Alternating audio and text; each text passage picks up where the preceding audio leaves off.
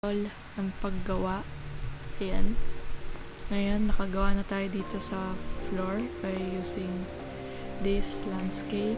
Then, naglagay na din tayo ng landscape material. Nakuha ko tong material na to dito sa Fab.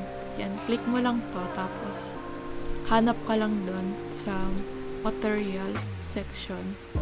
Then, pag may nakita ka ng mga materials na pwedeng bagay dyan sa ano mo, ayun, i-download mo, then add mo sa library.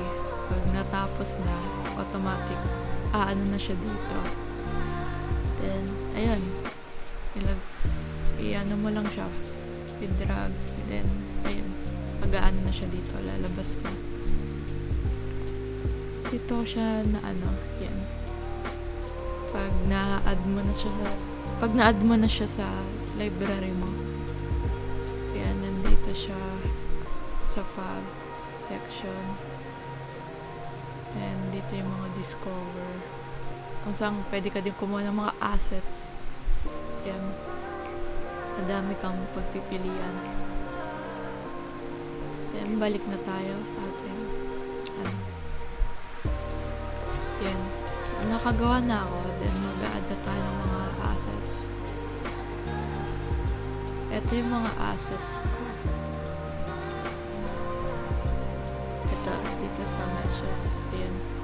Kinuha ko din siya sa Fab. And yung creator nito is ito siya, kay George. Shoutout sa'yo sa paggawa mo ng assets. And may environment din siya kung gusto nyo kunin din. Nakuha ko lang siya for free. Ayan, ay mga samples, picture. Parang ganun din, add mo lang din sa project mo, tapos and library, then download. Ano na din siya. Ayan. Dito ko siya inano sa Fab din. Then once na na-download mo na, yan, pag okay na, kuha na tayo dito. Ang sample, mga puno.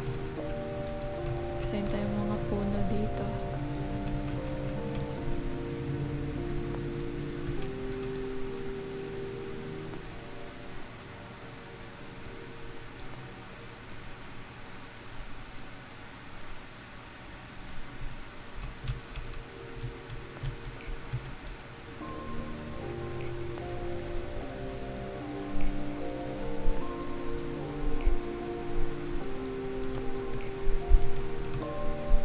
Lagay-lagay lang tayo ng puno.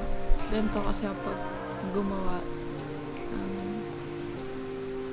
level design.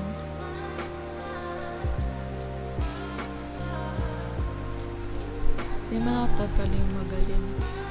Beginner din ako sa mga ganitong gawain. And pag nakalagay na tayong mga puno, then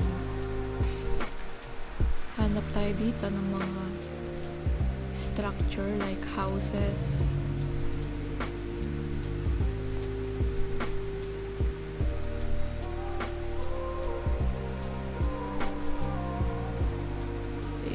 Hanap lang tayong ano.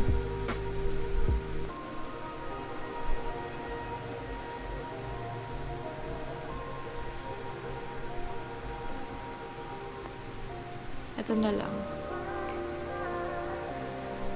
For example, yan. Tapos meron pa iba dito.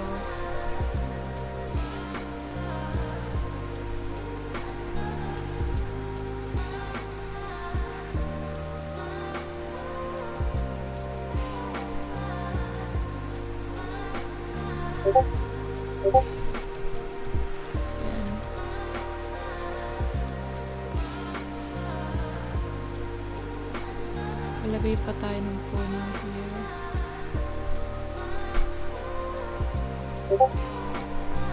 Tapos mga details. Like mga damo. Ito.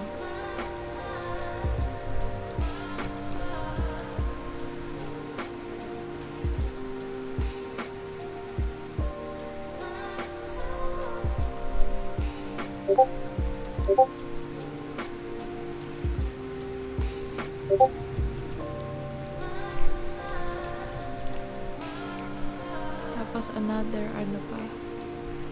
Kunyari, tindahan or store or ano siya.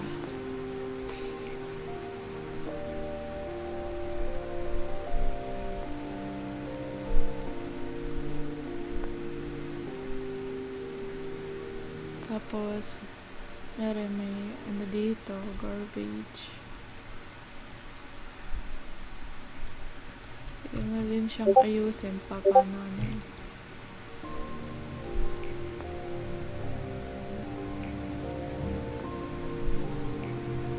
Meron nakaano siya. Matumba.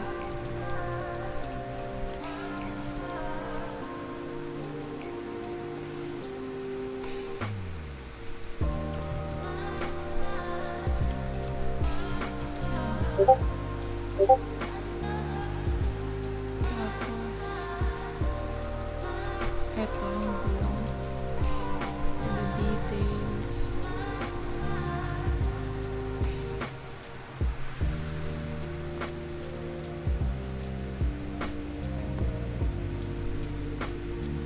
Tapos, add pa tayo ulit.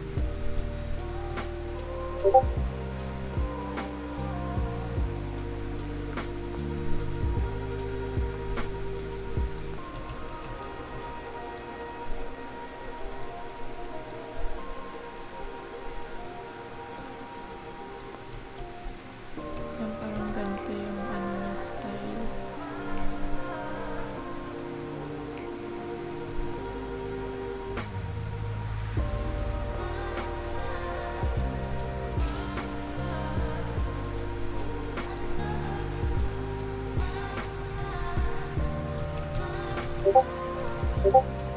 Yan parang, ayun nga, nagdi-design ka lang.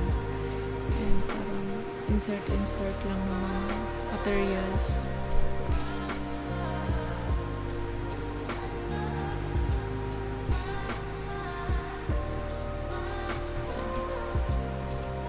Tapos lagay tayo ng fence dito. Mga fence.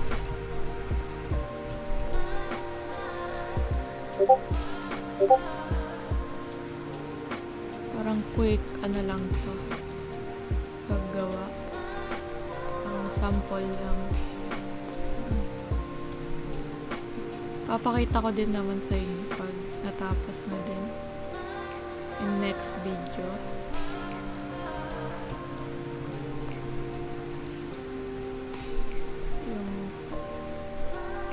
Yung final look nito.